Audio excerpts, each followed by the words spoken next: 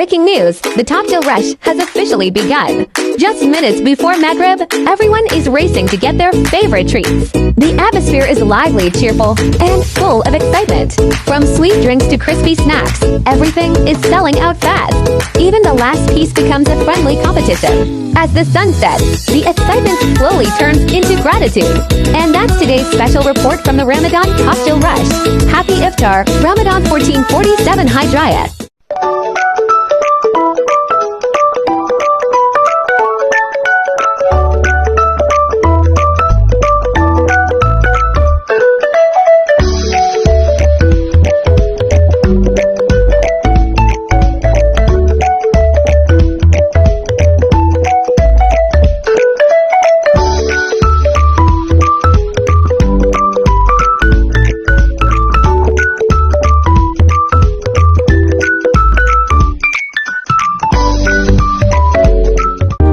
Kalian bertanya-tanya, dari mana ya datangnya hujan? Yuk, kita cari tahu bersama. Hujan itu bagian dari sebuah perjalanan air yang seru. Namanya siklus hujan atau siklus air. Perjalanan ini tidak pernah berhenti loh. Pertama, matahari yang hangat menyinari bumi. Air di laut, danau, sungai, bahkan dari tumbuhan akan menguap ke udara. Ini namanya evaporasi. Air berubah jadi uap yang tidak terlihat. Uap air ini lalu naik tinggi ke langit. Di sana, udaranya dingin sekali. Uap air yang dingin ini berkumpul dan berubah menjadi titik-titik air kecil. Titik-titik air ini lalu bersatu membentuk awan. Proses ini disebut kondensasi. Semakin banyak titik air yang berkumpul, awan pun jadi semakin besar dan berat. Kalau sudah sangat berat, awan tidak bisa menahannya lagi. Akhirnya, titik-titik air itu jatuh ke bumi sebagai hujan. Ini namanya presipitasi. Air hujan yang jatuh ke bumi, ada yang langsung mengalir di permukaan tanah, masuk ke sungai, lalu kembali ke laut. Ada juga yang meresap ke dalam tanah, menjadi air tanah yang penting untuk kita dan tumbuhan. Dan begitu seterusnya. Air akan terus berputar dalam siklus ini. Jadi, hujan itu bukan cuma air yang jatuh dari langit, tapi bagian dari perjalanan air yang luar biasa. Menarik kan? Siklus hujan ini menjaga kehidupan di bumi tetap berjalan, memberi kita air minum, menumbuhkan tanaman, dan menjaga alam tetap hidup. Jadi, setiap tetes hujan yang turun sebenarnya adalah bagian dari perjalanan panjang air yang tidak pernah berhenti.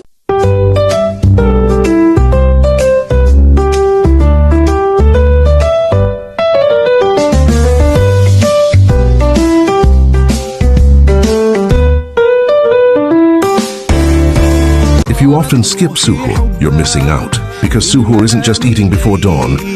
The Prophet said, eat suhoor, for in suhoor there is blessing. What blessings? First, you gain reward for following the sunnah. Second, angels pray for those who take suhoor. Third, it strengthens your body for fasting. And fourth, it's a special time when du'as are accepted. In the last third of the night, Allah is especially close to His servants. So even if it's just a sip of water or a single date, don't skip suhoor. There is barakah in it, more than you realize. Share this with someone who needs a reminder. Setiap hari kita berjalan super cepat, tapi anehnya kita nggak merasa bergerak sama sekali. Ceritanya begini, bumi tempat kita tinggal itu seperti bola raksasa yang terus berputar tanpa henti. Gerakan ini disebut rotasi bumi.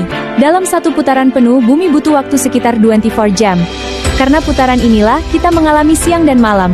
Saat bagian bumi menghadap matahari itu siang, saat membelakangi matahari itu malam. Walaupun kita merasa diam, sebenarnya kita sedang ikut berputar dengan kecepatan sekitar Ildian Lubek km per jam di garis khatulistiwa. Itu lebih cepat dari pesawat terbang. Rotasi ini terjadi karena sejak awal terbentuk, bumi sudah diputar.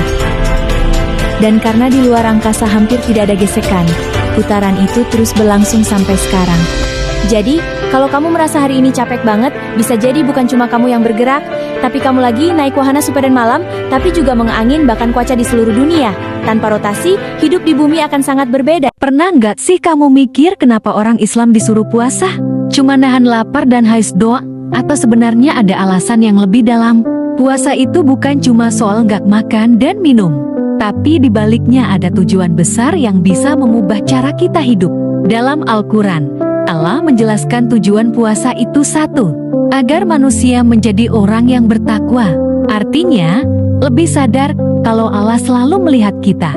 Puasa melatih kita menahan hawa nafsu, nggak cuma nafsu makan, tapi juga marah, ego, dan kebiasaan buruk. Saat lapar, kita jadi tahu rasanya kekurangan. Dari situ muncul rasa syukur dan kepedulian pada orang yang gak seberuntung kita. Puasa itu latihan jiwa untuk membersihkan hati, mendekatkan diri pada Allah, dan membentuk karakter yang lebih sabar dan kuat. Kalau menurut kamu, bagian paling berat dari puasa itu apa? Tulis di kolom komentar, ya. Tahukah Anda, tradisi mudik lebaran di Indonesia memiliki sejarah panjang dan kaya makna? Kata mudik berasal dari bahasa Melayu udik atau Jawa mulidilik. Keduanya berarti pulang kampung. Tradisi pulang kampung sudah ada sejak zaman kerajaan Hindu-Buddha dan Majapahit, saat masyarakat kembali untuk perayaan atau musim panen. Pada era kolonial, pekerja di kota memanfaatkan libur panjang untuk kembali ke kampung halaman. Istilah mudik lebaran populer sekitar 1970-an. Seiring urbanisasi, Idul Fitri menjadi momen utama perantau berkumpul keluarga. Mudik kini tak terpisahkan dari lebaran. Didorong nilai silaturahmi dalam Islam, budaya kekeluargaan Indonesia, dan kemudahan transportasi modern. Hai Zel, kalian tahu nggak sih, di balik kabut abadi pegunungan Papua, ada sebuah lembah rahasia di mana waktu seakan berhenti. Inilah surga yang hilang, tempat yang benar-benar murni, tanpa terjamah manusia sedikit pun. Para ilmuwan menyebutnya Taman Eden.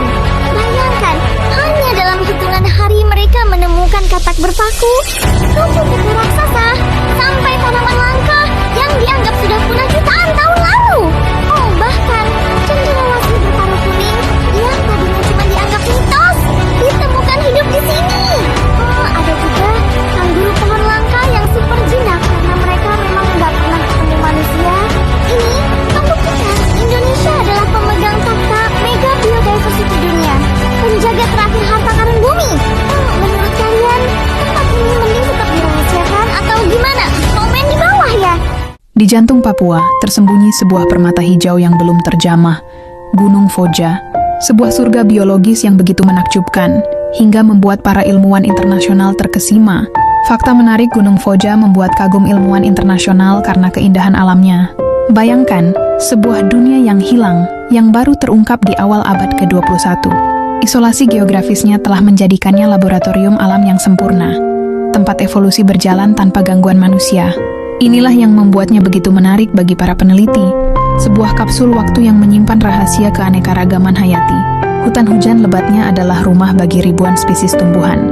Banyak di antaranya endemik dan belum teridentifikasi. Anggrek-anggrek langka dengan warna memukau, seperti permata tersembunyi, serta pohon-pohon raksasa yang menjulang tinggi, menciptakan kanopi hijau yang tak tertandingi.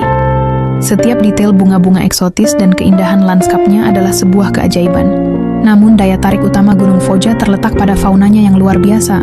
Di sini, kita bisa bertemu dengan burung cendrawasih 6 kawat berlepsh, jantan dengan bulu hitam legam dan hiasan kawat unik di kepalanya, menampilkan tarian kawin yang memukau. Sebuah pertunjukan alam yang langka dan mempesona. Kemudian ada kanguru pohon wondiwoi, makhluk lincah berbulu coklat kemerahan dengan ekor panjang, yang beradaptasi sempurna untuk hidup di puncak-puncak pohon.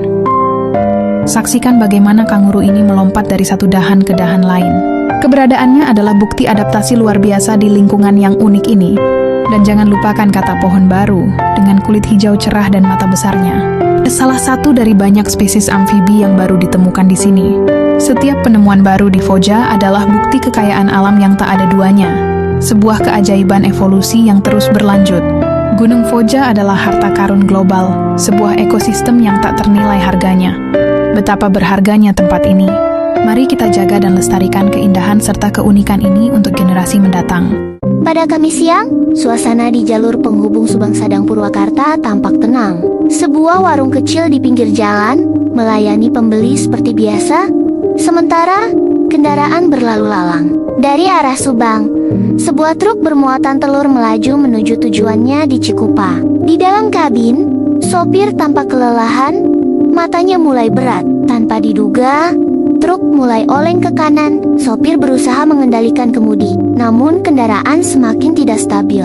Dalam hitungan detik, truk menghantam warung di pinggir jalan. Bangunan hancur, telur berserakan, dan truk pun terguling. Warga sekitar panik dan segera memberikan pertolongan. Korban dievakuasi, 1 orang meninggal dunia, sementara 2 lainnya mengalami luka-luka. Petugas kepolisian datang ke lokasi, melakukan evakuasi kendaraan, dan memeriksa kejadian. Sopir dimintai keterangan. Peristiwa ini menjadi pengingat bahwa kelelahan saat berkendara dapat berakibat fatal.